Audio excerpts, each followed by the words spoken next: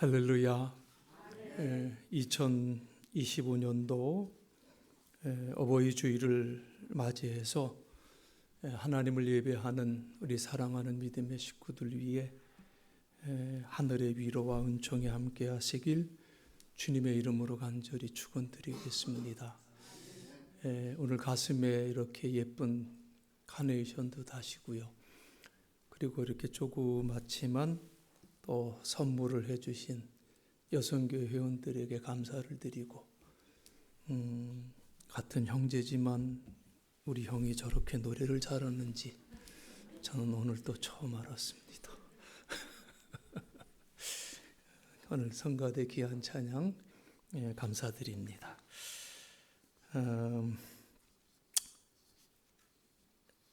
자식은 없지만 자식 없는 부모는 있지만 어버이 없는 자식은 없대지요. 여러분 부모 공경은 출애굽기 10장 12절에 말씀하신 바와 같이 내 부모를 공경하라. 그리하면 내 하나님께서 내게 준 땅에서 내 생명이 길리라. 이렇게 말씀을 하셨어요. 하나님께서 왜 이러한 명령을 우리에게 주셨겠습니까? 바로 어머니는 사랑의 수고를 했던 한 표상이기 때문에 부모님은 자식 위해 손발 다 닳도록 고생과 수고를 아끼지 아니하신 분이시지요. 모세의 어머니 요게벳은 죽음을 무릅쓰고 모세에게 바로의 궁궐에서 하나님 말씀 가리키고요. 하나님 신앙 키워줬고 민족혼을 불어 넣어주었어요. 요게벳의 땀과 눈물과 피를 쏟는 희생적 사랑이 없었다면 모세가 될 수 없었을 거예요. 이와 같이 어머니의 그 사랑의 수고 없이 오늘의 나라고 하는 존재는 있을 수 없지요. 우리가 이를 항상 알고 좋은 어머니를 내게 허락하신 하나님께 감사하는 마음 늘 가져야 될 줄로 믿습니다. 또한 대체로 위대한 사람 내 뒤에는 반드시 기도해 주는 어머니라고 하는 성도가 존재하고 있었습니다. 한나는 소망 중에 낳은 사무엘을 위해 기도함으로 히브리의 대선지자, 어떤 환경에서도 하나님만 의지하는 청렴한 애국자, 나라 위에 기도를 쉬지 않는 민족의 방패로 만들었어요. 우리에게 이러한 어머니를 주신 하나님, 우리를 위해 기도해 주신 어머니가 계시다는 것을 항상 감사하며 살아야 될 줄로 믿고요. 또한 부모라고 하는 존재는 믿음의 역사를 일으킨 표상이 되기 때문에 우리는 감사해야 되지요. 마가복음 9장 14절 이하에 보면 귀신 들려 벙어리 된 아들이 거품을 물고 거꾸러지는 것을 보다 못한 아버지, 예수께로 데리고 와서 귀신을 쫓아내고 새 사람이 되게 하는 것을 우리는 보게 되고요. 마태복음 15장 22절 이하에 보면 가나안 여인이 귀신 들려 죽게 된 딸을 예수님께 데리고 나와 살려달라고 애원을 합니다. 그리고 개 취급을 받으면서도 믿음으로 나아가 결국 그 딸의 나음을 받지요. 그 밖에 마가복음 9장 벙어리 귀신 들린 아들도, 마가복음 15장의 흉악한 귀신에 시달렸던 딸도 모두가 아버지 그리고 어머니의 믿음이 아니었다면 그들은 살 수가 없었을 거예요. 여러분, 부모는 자식과의 관계에서 자식의 죄를 대신 지고 기도하는 제사장이고 하나님의 말씀을 자식에게 선포하는 선지자이고 자식의 영과 육을 보호하고 보급해 주는 왕의 역할을 하는 분이 부모인 줄로 믿습니다. 이러한 믿음의 부모를 주신 하나님께 감사하는 마음을 다시 한번 마음속에 새길 수 있는 저와 여러분이 되어지기를 주님의 이름으로 간절히 부탁을 드립니다. 이어서 오늘 부활절 넷째 주일 예배를 통해서 요한복음 21장 1절로 14절의 말씀을 함께 보았는데, 여러분 오늘 이 말씀을 보면서 어떤 생각 또는 어떤 말씀이 마음에 이렇게 닿든지, 아니면 어떤 말씀이 내 눈에 이렇게 확 들어오는 그런 말씀이 있으셨는지요? 물론 다 다르겠지만 저는 이 말씀을 읽으면서 오늘 본문 14절에 기록된 이것은 예수께서 죽은 자 가운데서 살아나신 후에 세 번째로 제자들에게 나타나신 것이라 라는 이 말씀이 눈에 많이 들어왔어요. 요한이 그의 복음서를 쓰면서 굳이 세 번째라고 하는 것을 강조하고 있었다는 거예요. 왜 요한이 세 번째라고 하는 것을 강조했을까? 그리고 요한이 카운트했던 이 세 번이라는 것은 어떤 일들을 말하는 것일까라는 생각을 해보면서 그걸 한번 이렇게 따져봤어요. 여러분, 제일 먼저 제자들에게 나타나신 것은 언제였나요? 제자들이 다들 모여 있었을 때예요. 안식구 첫날 그 저녁 때에 제자들이 유대인들을 두려워하여 모인 곳의 문들을 꽉 닫고 있었을 때 예수께서 제자들 가운데 나타나셨습니다. 그리고 제자들에게 너희에게 평강이 있기를 이렇게 인사하셨어요. 자, 그때 그 제자들 가운데 누가 없었다고 그랬습니까? 도마가 없었다고 그랬어요. 그렇죠? 자, 이것이 부활하신 주님이 첫 번째 나타났던 사건이고요. 그리고 이제 부활하신 예수님은 8일 후에 다시 제자들 가운데 나타나셨습니다. 그때는 전에 없었던 도마도 함께 있었다고 그러지요. 이때가 두 번째 나타나신 거예요. 저는 그런 생각도 해봤어요.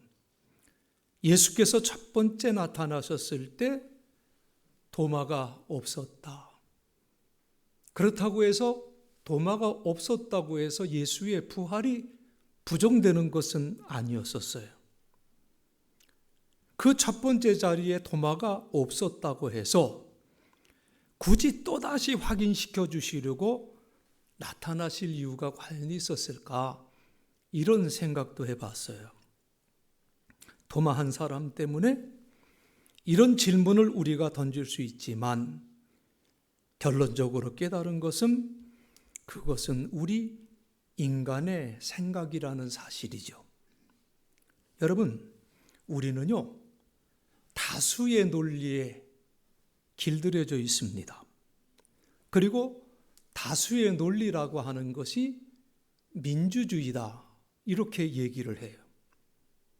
그런데 무조건 다수가 원하면 소수의 의견은 묵살되는 그 폭거들이 우리 주변에서 일어나고 있는 것을 우리가 보게 돼요.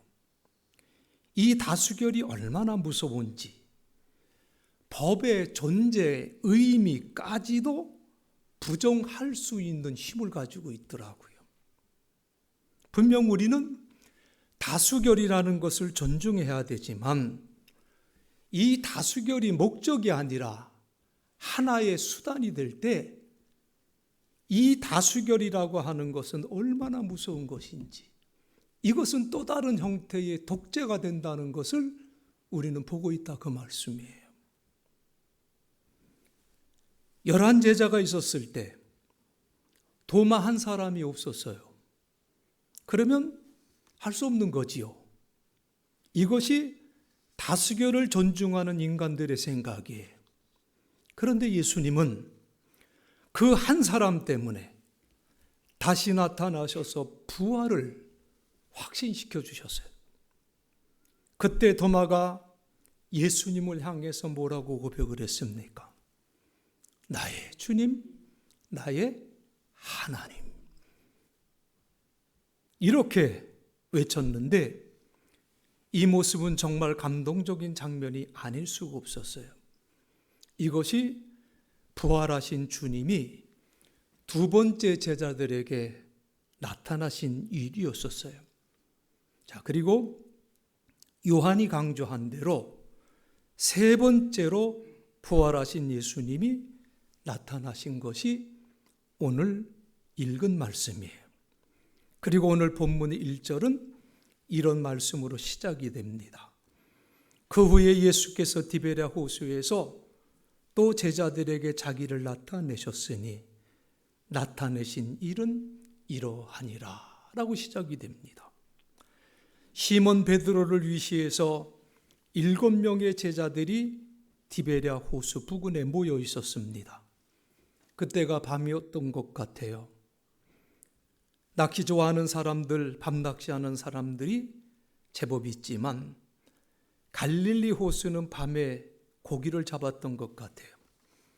오늘 베드로는 본문 3절에서 나는 물고기를 잡으러 가노라 이렇게 말을 하고요. 그러자 다른 제자들도 우리도 함께 가겠노라 이렇게 말하며 배에 올랐어요. 자, 여러분, 우리는 이 말씀을 읽으면서 겉으로는 드러나지 않지만 제자들에게 깊게 드리워진 절망의 그림자를 읽을 수 있어야 됩니다. 자, 우리 예수님은 정확하게 3년 전 갈릴리의 어부들을 제자로 부르셨어요. 마태복음 4장 19절에서 말씀하시되 나를 따라오라. 내가 너희를 사람을 낚는 어부가 되게 하리라. 이렇게 말씀을 하셨었지요. 나의 제자가 되면 너희들의 삶을 바꾸어 놓겠다고 하는 예수님의 말씀이었었어요. 고기를 잡아서 먹고 산 어부들을 하나님께로 인도하는 사람들로 바꾸어 놓겠다. 이제 고기가 아니라 사람을 하나님께 인도하는 사람들로 바꾸어 놓겠다. 나의 제자가 되면 너희들은 새로운 생의 목적을 갖게 되고 지금과 전혀 다른 생의 미션을, 생의 그 사명을 갖게 될 것이라고 하는 말씀이에요. 그런데 지금 제자들은 어디에 와 있습니까? 모두가 자기의 고향에 와 있었어요. 공관복음서에는 예수님의 빈 무덤을 본 여자들이 제자들에게 와서 갈릴리로 가라는 천사의 메시지를 전달한 것으로 되어 있지만 여러분, 요한복음에는 이 내용이 없습니다. 부활하신 주님께서 두 번씩이나 제자들에게 나타나셔서 부활하신 것을 증명해 주셨는데 제자들은 모두가 자기 고향에 내려와 예전처럼 고기를 잡고 있었다고 하는 말씀이에요. 히브리서 13장 13절에 이런 말씀이 있습니다. 그런즉 우리도 그의 치욕을 짊어지고 영문 밖으로 그에게 나아가자. 그런 말씀이 있어요. 그러니까 제자들이 있어야 할 곳은 어디냐? 영문 밖이라는 거예요. 영문 밖이 어디입니까? 십자가가 서 있는 골고다. 그리고 눈물과 아픔과 슬픔과 절망의 현장, 그곳이 제자들이 있어야 할 영문 밖이었었어요. 그런데 지금 제자들 모두가 자기 고향으로 내려와 있어요. 지난 3년간 예수님을 따랐던 일들은 하나의 추억이 되어버리고 말았어요. 이제는 예수님께서 죽으신 마당에 제자들의 꿈도 희망도 모두 내려놓게 되었다는 거죠. 여러분, 누가복음 24장 21절에 보면 엠마오로 가던 두 제자가 나눴던 이야기가 있잖아요. 우리는 이 사람이 이스라엘을 속량할 자라고 바랐노라. 이런 얘기였죠. 바로 제자들 모두가 그랬습니다. 예수님에게 모든 희망을 걸었어요. 그 예수님에게 그들의 꿈도 그들의 미래도 모두 걸었죠. 그런데 예수님이 죽으셨다는 거예요. 이제 제자들의 꿈도 희망도 접어야 했고, 제자들은 지금 고향에 내려와 예전처럼 고기를 잡고 있었다는 것. 이런 제자들에게 예수님께서 세 번째 나타나셔서 제자들 앞에 서 있는 거예요. 무슨 소리냐? 왜 내가 죽었다고 생각하느냐? 하시면서 제자들 앞에 서 계신 예수님이셨다는 사실이에요. 자, 공교롭게도 제자들은 그 밤에 고기를 한 마리도 잡지 못했다고 그랬어요. 공교로운 것이 아니라 어떻게 보면 뭔가 이상하다는 생각이 들지요. 지금 이 일은 정확하게 3년 전에 있었던 일이 반복이 되고 있습니다. 우연히 같은 일이 반복되었을까요? 아니면 뭔가 우리가 알 수 없는 힘이 지금 개입하고 있는 것은 아니겠습니까? 예수님께서 본문 5절에 보니까 제자들에게 말씀을 하세요. 이르시되 얘들아 너희에게 고기가 있느냐? 이렇게 물으세요. 여러분, 보통 이게 가끔 이렇게 낚시하는 사람들을 보면 인사말로 뭐라고 전해요. 저도 그런 적 많이 있어요. 바닷가에서 이렇게 낚시를 하면 되게 어떻게 물어봐요? 고기 많이 잡으셨어요? 이렇게 묻잖아요. 그게 정상이에요. NIV 성경에 보니까 이 말이 이렇게 번역이 되어 있어요. Children, you do not have any fish, do you? 라고 묻고 있어요. 얘들아, 너희네 물고기 한 마리도 없지? 맞지? 라고 이렇게 묻고 있는 거예요. 보통 인간이 묻는 거하고는 정반대로 묻고 있어요. 지금 예수님은 제자들이 고기를 한 마리도 못 잡은 것을 알고 확인하고 있다는 거예요. 이것 역시 제자들에게 지금 3년 전의 일들이 똑같이 벌어지고 있는 거예요. 제자들은 그 호숫가에 서 계신 분이 예수님인 것을 모르고 있어요. 대답하지요? 고기가 없습니다. 밤새 잡았는데 한 마리도 못 잡았어요. 예수님이 그물을 배 오른편에 던져봐라. 그러면 고기를 잡을 것이다. 신기하게도 제자들은 3년 전처럼 호숫가에 서 계신 분이 시키는 대로 그대로 했는데 어떻게 된 일인지 고기가 너무 많이 잡혀서 그물을 배 안으로 끌어올릴 수가 없을 정도가 되었다고 합니다. 이때 그물을 끌어올리던 요한이 호숫가 주변에 서 계신 예수님을 바라보며 주님이시다 라고 소리를 칩니다. 이 말을 들은 베드로가 물속에 뻥 뛰어들어 호숫가에 서 계시는 분에게 헤엄쳐갔어요. 바로 이 말씀 때문에 사람들은 베드로를 성급한 성격을 가졌다고 평가를 합니다.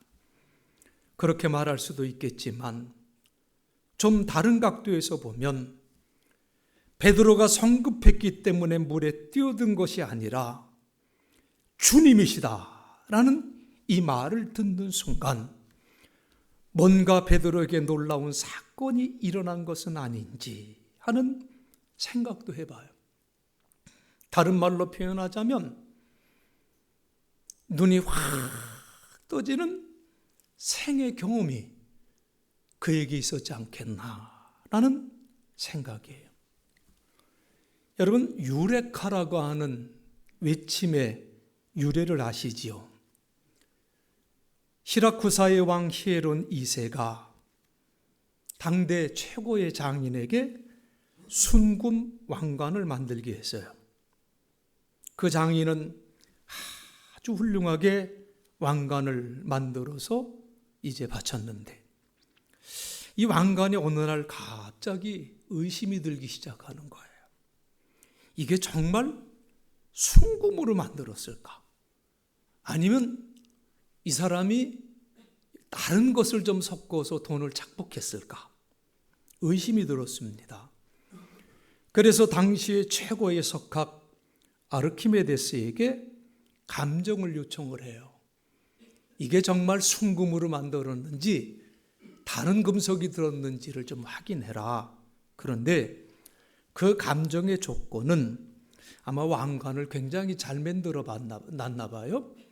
그걸 녹이면은 불순물이 들어갔는지 안 들어갔는지를 금방 알 수 있는데 왕관을 녹이지 말고 파괴하지 말고 순금인지 아닌지를 판단하라는 거예요.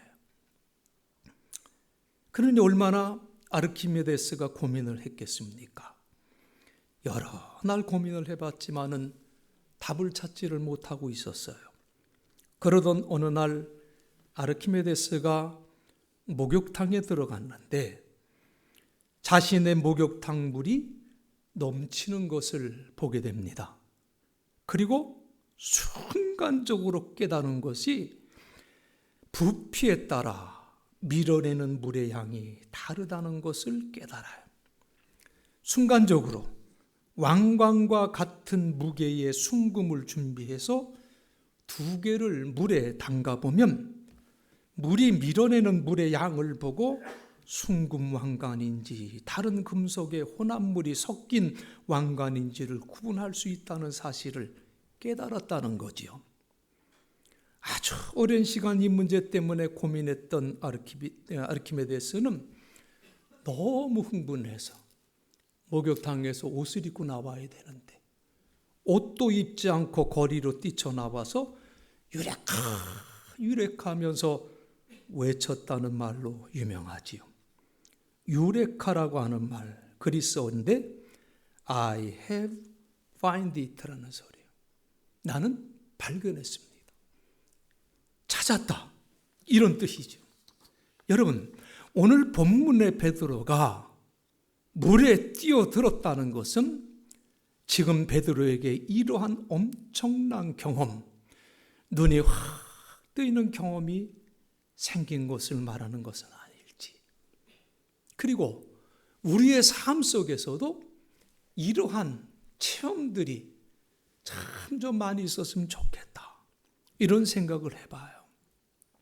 제가 왜 이런 말씀을 드리냐면 실제로 이 일이 있은 후에 베드로는요 더 이상 방황을 하지 않았던 사람이에요.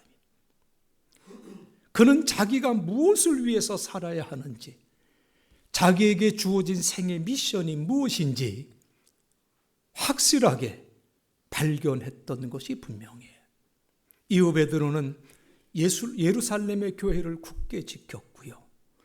바울을 비롯해서 이방 세계에 세워진 교회들이 가졌던 문제들을 해결해 주는 본부의 역할을 충실히 감당했어요.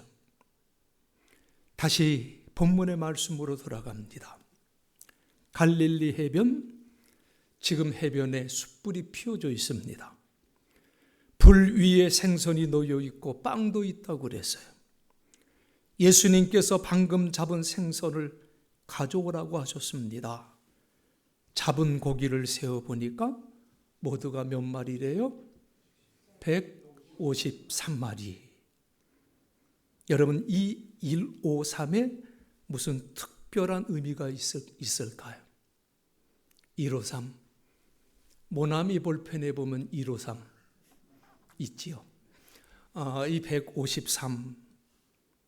여러분, 사실 이 숫자에 그렇게 의미를 두지 않았으면 좋겠어요. 이 숫자에 특별한 의미가 있을 것이라고 생각하는 사람들이요, 참 기발한 해석들을 많이 내놨어요. 예를 들어서 몇 가지 소개해 보면은요, 어떤 분은요, 예수님 당시에 사람들이 알고 있었던 고기의 종류가 모두 153 종류였다. 그게 무슨 상관이에요? 이렇게 말하는 분도 있고, 또 어떤 분은 1에서부터 17까지를 모두 더하면 153이라는 숫자가 나온다. 저는 옛날에 진짜 더해봤어요. 근데 진짜 153이더라고요.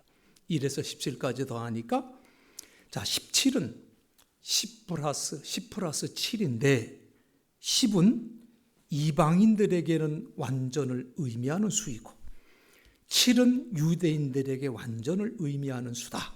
그러니까 유대인과 이방인들이 모두 그물에 잡힌 것이고 그물은 교회다. 이렇게 해석하다 보면 2단, 3단, 4단이 막 나오는 거예요. 재미는 있어요.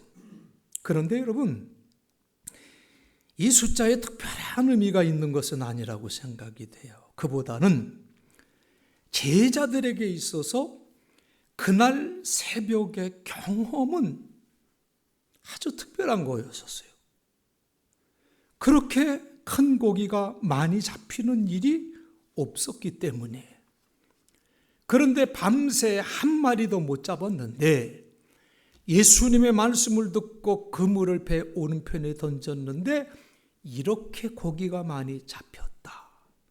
여러분, 이 말씀은요, 단순히 고기가 많이 잡혔더라가 아니라 아주 구체적으로 잡은 고기를 셀 정도로 제자들에게는 부인할 수 없는 사실이었다고 하는 것을 말씀하고 있는 거예요. 훗날 사람들이 얘기할 수 있을 거예요. 아니, 말 한마디에 배 오른편에 그물을 던졌는데 그렇게 많은 고기를 잡을 수가 있어, 거짓말하지 마 라고 얘기할 수 있을 거예요. 꾸며낸 거 아니야? 이렇게 말하면 그때 그 자리에서 이 일을 경험했던 제자들은 얘기할 수가 있지요. 무슨 소리냐? 우리가 직접 잡은 고기를 세어 봤다니까 그 고기의 마리수가 153마리였었어. 이렇게 구체적으로 확신을 가지고 말할 수가 있었을 거예요. 예수님과 함께 아침을 먹으면서 제자들 중에 아무도 당신은 누구십니까? 라고 묻는 이가 없었어요. 자기들과 함께 아침 식사를 하는 그분은 예수님이 분명했기 때문이지요. 이제 더 이상 제자들에게 예수님의 부활은 믿을 수 없는 일은 아니었었어요.